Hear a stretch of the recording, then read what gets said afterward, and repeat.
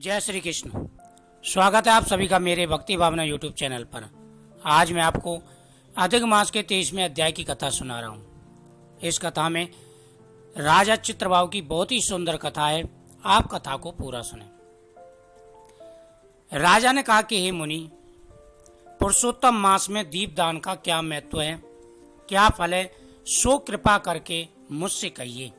यानी दीपदान का बड़ा ही महत्व है और शास्त्रों के हिसाब से सबसे ज्यादा महत्व होता है दीपदान का। अगर कोई शुभ दिन है, शुभ महीना है, शुभ कोई त्योहार है तो दीपदान करने का बड़ा ही महत्व है। या आप प्रत्येक एकादशी, पूर्णमासी, अमावस्या पर भी जो है दीपदान कर सकते हैं। पितरों के नाम से, देवों के नाम से दीपदान का बड़ा ही महत्व होता है।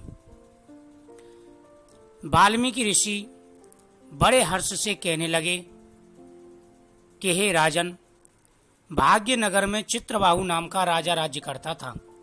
वह सत्य प्रतिज्ञा वाला, बुद्धिमान, शूरवीर, क्षमाशील, सब धर्मों का जानने वाला, सोल रूप दया से युक्त पूजनीय भगवान का भक्त था। हे राजन, चित्रबाहु नामक एक राजा था। वह बड़ा ही शूरवीर था, बड़ा ही धर्मात्मा था और भगवान का बड़ा ही भक्त था। एक दिन दूर से आए हुए अगस्त मुनि को देख दंडवत नमस्कार कर विधि से पूजन करके भक्तिभाव से आसन पर बैठाकर ऋषि के आगे हाथ जोड़कर विनय से नम्रता के साथ बोला। और एक बार उस राजा के यहाँ पर घूमते हुए अगस्त मुनि आ गए। अगस्त मुनि को उन्होंने आसन पर बैठाया, उनका आदर सत्कार किया और उनके चरण धोए। उसके बाद में हाथ जोड़ करके अगस्त मुनि से बोले, आज मेरा जन्म सफल हो गया।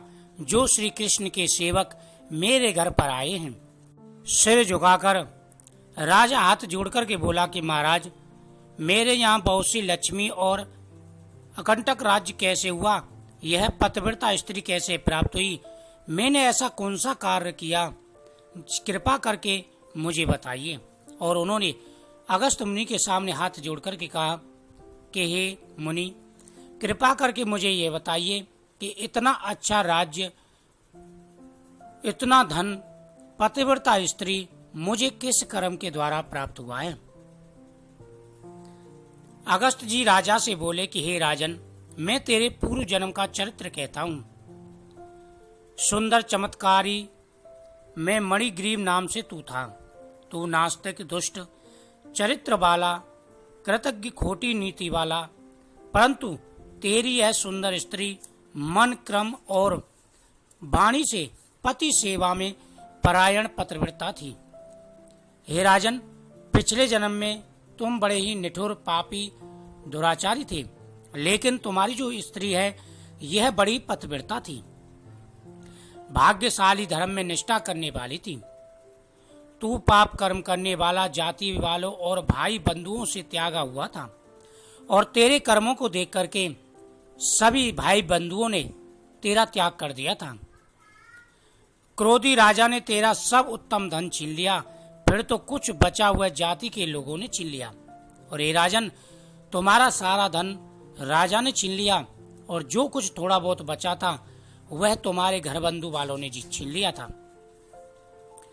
सबके चले जाने पर तुमको बड़े भारी धन की इच्छा हुई। धन के नाश होने पर, अत्यंत उद्विग्न मन होने पर भी इस पतिव्रता स्त्री ने तेरा त्याग नहीं किया। और हे राजन, जब तुम्हारे पास से सारा धन चला गया था तो तुमको धन लेने की बड़ी इच्छा हुई और तुम्हें धनहीन देख करके भी, तुम्हारे पास धन नहीं था फिर भी तुम्हारी इस पतिव्रता स्त्री ने तुम्हारा त्याग नहीं किया।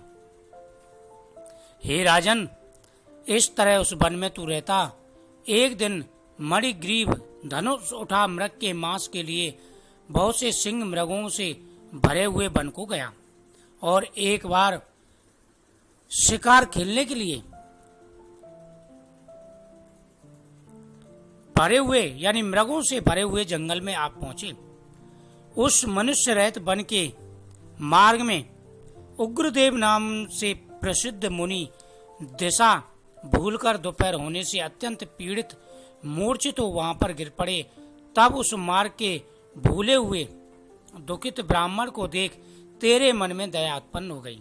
और हे राजन, जब तुम शिकार खेलने के लिए घने वन में चले गए तो वहां पर उग्रदेव नाम के एक ऋषि आए और वह रास्ता भूल गए। गर्मी बहुत थी और गर्मी की वजह से उनको मूर्छा आ गई और वह मूर्छित होकर के गिर पड़े। उन ऋषि को देख करके तेरे मन में दया आ गई। तुम दोनों स्त्री पुरुषों ने उस उग्र देव अत्यंत सेवा की। तब वह महायोगी चैतन्यता को प्राप्त होकर आश्चर्य करने लगा कि मैं कहाँ था और इस वन में हमें कौन लाया। उग्रदेव बोला कि मैं आपको नहीं जानता कि तुम कौन हो, सो मुझे बताइए। यानी जैसे उग्रदेव मुनि को चेतना हुई तो उन्होंने देखा कि मैं यहाँ पर कैसे आया और तुम लोग कौन हो, यह मुझे बताइए। क्योंकि बुद्धिमान ब्राह्मण को बिना जाने हुए नहीं रखना चाहिए। यानी बुद्धिमान ब्राह्मण को बिना किसी के जाने किसी के यहाँ पर रुकना नहीं चाहिए। मणिग्रीव बोला कि हे द्विज शार्दुल, मैं भाई बंधुओं तथा जाति के लोगों से त्यागा हुआ मणिग्रीव नाम का शूद्र हूँ। उग्रदेव ने शुद्ध के वचनों को सुनकर अत्यंत प्रसन्नता से फलाहार जल पिया। तब मणिग्रीव बोला कि हे मुनिश्रेष्ठ, मनुष्य रहित बिना जल के दुष्ट सिंह व्याघ्रादि जंतुओं से परिपूरित इस महावन में आप कहां से आए हैं। उग्रदेव बोले कि मैं ब्राह्मण हूं, प्रयाग जाने की इच्छा से इस अनजान वन में आ गया। तुमने हमको जीवन दान दिया, अतः बताओ तुमको क्या प्रदान करूं। और ऋषि ने कहा कि तुमने मेरा प्राण रक्षा किया है, मेरे जीवन की रक्षा की है, अब तुमको क्या चाहिए यह मुझे बताइए।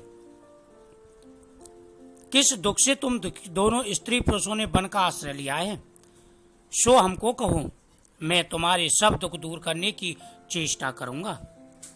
अगस्त ऋषि बोले, इस तरह स्त्री के सामने गुरुदेव के वचनों को सुनकर मणिग्रीव मुनीश्वर की प्रार्थना कर दरिद्रता रूपी समुद्र से पार उतारने के लिए अपने अत्यंत भयंकर अनेक कर्म विपाप को सुनाने लगे।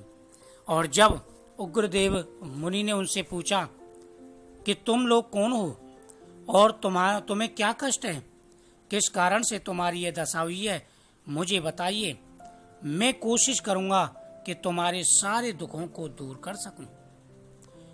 उग्रदेव मुनि के ऐसे वचनों को सुनकर के मणिग्रीव अपने संपूर्ण व्यथा बताने लगे।